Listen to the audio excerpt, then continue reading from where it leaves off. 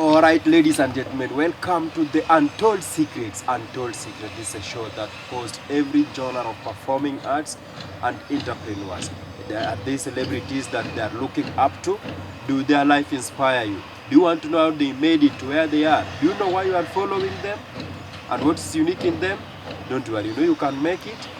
Don't give up. After listening to their story, you will see you are in a better position and you can also make it. And today we are having a special guest in the Untold Secrets show called Agodi Mayaka.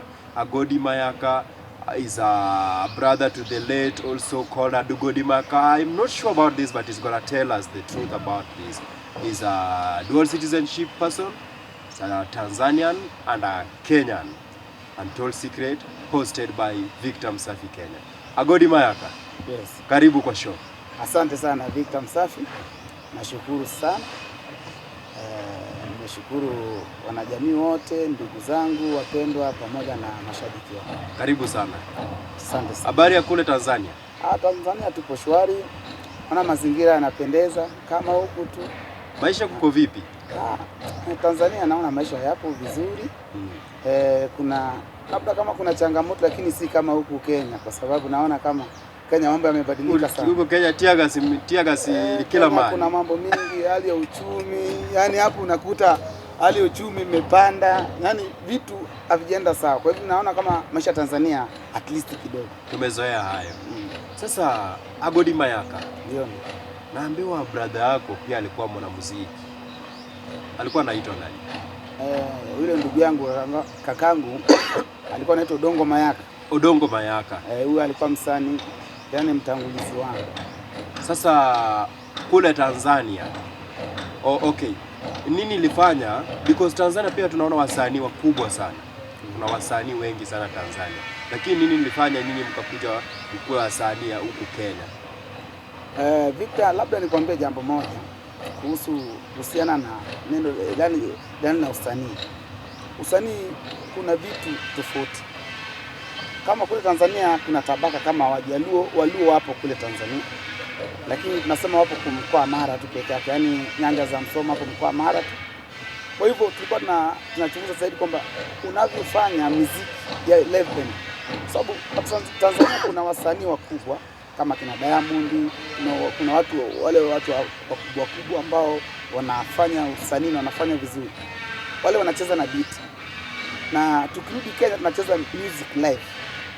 Alafu katika music, yani kule wasanii anawekewa beat na anaimba. Anaimba. Kwa hivyo ni kama beat haina nyimbo, ni beat pekee. Sasa kama yeye hata beat yenyewe kama haina wimbo lakini anarudia wimbo. Kwa hivyo kama ni anaigiza kama anaimba lakini wimbo ushatolewa. Lakini Kenya tunafanya muziki live. Yaani unavyoimba mtu anakuona pale unavyoimba. Yaani unachofanya ile kitendo na watu.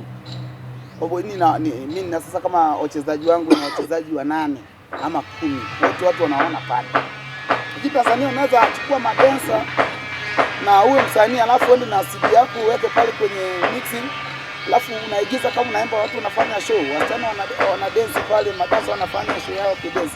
Kwa hivyo ni tofauti mkubwa mno sana. Na sasa tukaja huku Kenya tunaona kama tunafanya kama Dio Misiani. Dio Misiani Mtanzania anatoka maeneo ya Shirati. Kwa hivyo yeye alikuwa anacheza gitaa. Ilikuwa ni live. Akija huku ana wafuasi kwa sababu Kenya anataka ile live kama Mkongo. Lakini sasa tukasema hii kama muziki wetu ya Angola jinsi tunavyofanya inahitaji live. Kwa hivyo huku anapenda live tukaona kama tuamie huko kuna Wajaluo wengi. Tanzania pale kwenye mkoa wetu hakuna Wajaluo wengi. Na waimbaji si wengi Wajaluo wanaofanya traditional kama hii. Kwa sababu muziki wa Angola ilikuja kama traditional, yani muziki za kitamaduni. Sasa okay, tayari tishajua ni brother yako ndiye alikuingiza kwa usanii. Na yeye aliingizwa na huyu Dio Misiani ama aliingizwa? Huyu ndugu yangu hakuniingiza kwenye usanii.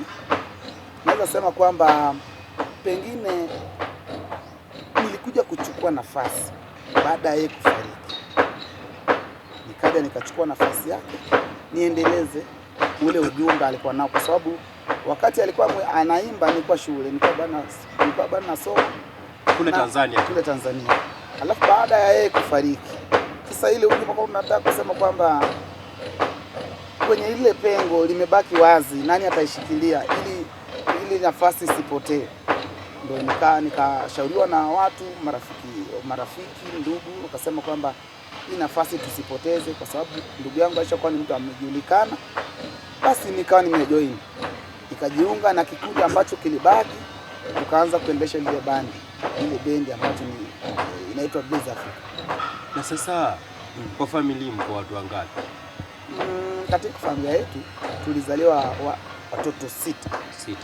Na wawili pekee ndio wamekuwa sasa. Wote ni wanaume. Wana jinsia ya kiume. Ugali haya. Sasa hawa sita wote wapo katika labda changamoto ni yule mmoja Udongo Miaka ndiye ametoweka. Kwa sababu Udongo Miaka ni mtoto wa 5 katika ule uzao wetu ule. Na mimi ni mtoto wa mwisho ambaye ni kitinda mimba, sasa mtoto wa mwisho. Kwa hivyo tumebaki 5 na wote watu wameshakuwa wakubwa. Na sasa katika kifo ya brother ilikuwa tu kifo kawaida, binadamu anafaa kufa ama kuna 1 2 3 unaweza sema? Hapo vile nisiseme kwamba niwaambie watazamaji kwamba anapofariki mtu lazima maneno yajitokeze. Ndio. Kwa hivyo si vizuri mimi nimuite mtu jina kwamba alihusika na kifo. Kwa sababu hata mtu akiulewa leo, mtu amekufa hapo, hata ujue aliyemuua, ukimpeleka kotini atasema sijaua. Lakini kulingana na wewe kama nafikiria zenu kama familia na wewe kama brother yake, unaona ni kama kifo yake ilikuwa ya kawaida? Kifo yake ilikuwa kawaida kwa sababu Udongo mwenyewe alikuwa kijana mdogo.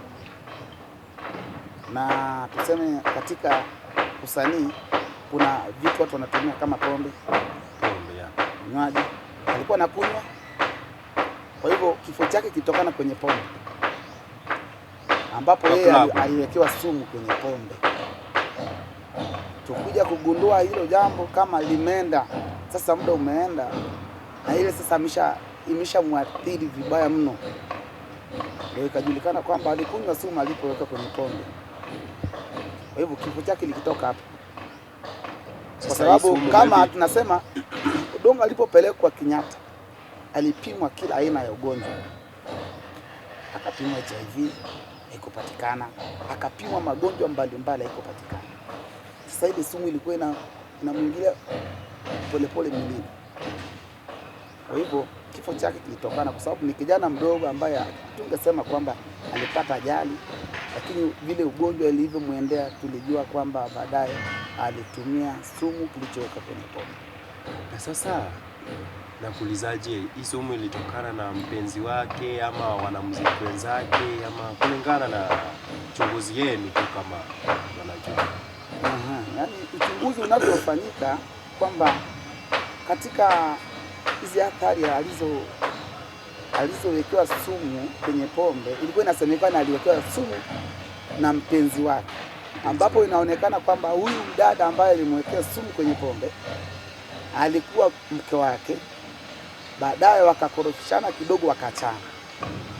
Kwa hivyo walipokorofishana, huyu mdada akaenda kushikana na wasanii wengine, ndio wakasema kwamba yani wakashikana na wasanii wengine ambao walikuwa chuki na huyu Udongo Mayaka, wakamwekea sumu, wakafanya kitendo kama hichi. Kwa hivyo huyu mdada ndiye alileta kifo cha huyu bwana, sababu yule mdada alikuwa anataka kumkomesha na akashikana na wasanii wengine. Sasa nikikuuliza, mbona wewe ukuwa na uoga wote? Because wewe pia ukakuja ukaingia tu kwa muziki, unaona naye brother yangu hii kitu ilimweka chini, lakini wewe bado ukakuja ukaingia tu kwa muziki. Unajua uoga, tunasemaga kila siku kwamba kifo ni kifo. Ukiogopa kifo, wewe ni kama unaota ndoto mchana, kwa sababu lazima mtu atakufa. Unajua ukiona kitu ni kama funzo, kwamba ushajua kwamba adui wako mpende na adui wako mkalie mbali. Kwa sababu nishajua Udongo aliwekewa sumu kwenye pombe. Basi ushajua madhara ya pombe inatokana kama ulikuwa una adui wako, ili ukae pembeni. Kama ushajua huyu ni adui wangu, sasa inabidi unamwangalia kwa macho zingine kwamba huyu nikikaa naye karibu lazima niwe makini. Kwa sababu nakunywa pombe, na hata kama unavyokunywa, ukikunywa unakaa sehemu, unasema nikunywa lazima nijiadari. Kwa hivyo basi tunaweza sema labda Mwenyezi Mungu ndiye alimpangia kwamba atawekewa sumu, kwa sababu kufa ni lazima, kuishi ni baya. Wewe ulipokuja Kenya, ulikuja tu kama wewe already ni mwanamuziki au ulikuja kwa kazi zingine? Okay. Uliingia Kenya vipi? Ile takriban ambayo nilikuwa kana Tanzania, mimi nilikuwa nacheza muziki za rap. Ulikuwa rap? Nikiwa shule za msingi, nikajoini kidato cha kwanza. Nilikuwa najihusisha na mambo na usanaa sana, kuandika mashairi. Alikuwa naitwa Kijiwe Mtu, ni mwandishi wa shairi na vina vya tafsiri. Kwa hivyo nilipotoka kule, maigizo ambayo nilikuwa nafanya kule Tanzania, ikanibidi kwamba nilikuwa na motisha sana, kwa sababu nilikuwa najua kuimba, najua kuandika shairi, najua kuandika muziki. Ikanibidi kwamba nilivyokuja huku nakuja na motisha kwamba najua ninachokifanya. Sasa nilivyokuja huku nakuja mimi nakuja kupiga mistari tu. Uliingia kwa nani? Ndio brother yako naye ndio yeye ashakufa, wewe naye ni mgeni umetoka Tanzania, lakini unakuja kiusanii. Hapa jinsi nilivyokuja nilikuwa na marafiki wale wa ndugu yangu ambaye kama promoter, yaani msimamizi wake alinishauri kwamba bwana wewe njoo ushikilie bendi. Sasa nilipokuja yeye akanitumia nauli, nikafika Kenya, akanikaribisha, yani kula, malazi, kila kitu, nikajiunga, alikuwa amenisimamia kila kitu. Nikaanza kujifunza muziki, nikapiga, nikajifunza, nikaa kwenye mazoezi. Nilipiga mazoezi, mwisho wake nikaa nimeshika ndani na watu wengine marafiki zaidi. Nikaa mwenyeji. Sasa nakuulizaje, imekuwaje? Because kuna kitu nilikuwa nasikia hapo wakati nilipost unakuja katika show ya Untold Secrets. Mtu aliniambia huyo ni mwanamuziki mkubwa sana, wale wa kitambo, ambaye hata wewe ndio mwalimu wa Musa Jakadala. Hiyo kitu ni ukweli? Ndio, kwenye usanii nimeingia mwaka 2008 wakati Barack Obama alikuwa anachukua uongozi wa kwanza. Nikiwa chini ya producer Stillman Mesha, nikapelekwa studio kurekodi. Kwa sababu kwenye muziki nimesha ile mwaka 2008 mpaka siku niacheza na Msa Juma, tulikuwa nafanya collab pale Deep West. Tukacheza na Tunijadundo, tumefanya mwaka 2008 Princess Julie. Baadaye hapo hivyo fanya makollab sasa ndio yaani kwa naitwa show na wale wapo kwenye show. Kwa hivyo tunafanya collab kwamba wakitoka stage mimi pia naingia. Kwa mwaka 2008. Kwa hivyo muziki umeanza huo sasa, naweza kuwa mkongo kwa labda kidogo, kwa sababu jinsi tulivyokuwa tunacheza zamani na sasa hivi ni tofauti. Ulifunza aje Musa Jakadala? Musa Jakadala yeye alipata kama niyo kwenye ulingo sasa. Kama nilipata kule Kayole, alikuwa na ndugu yake alikuwa anaitwa Mobutu. Mobutu ni engineer magari. Kwa hivyo Musa Jakadala nilimpata kule.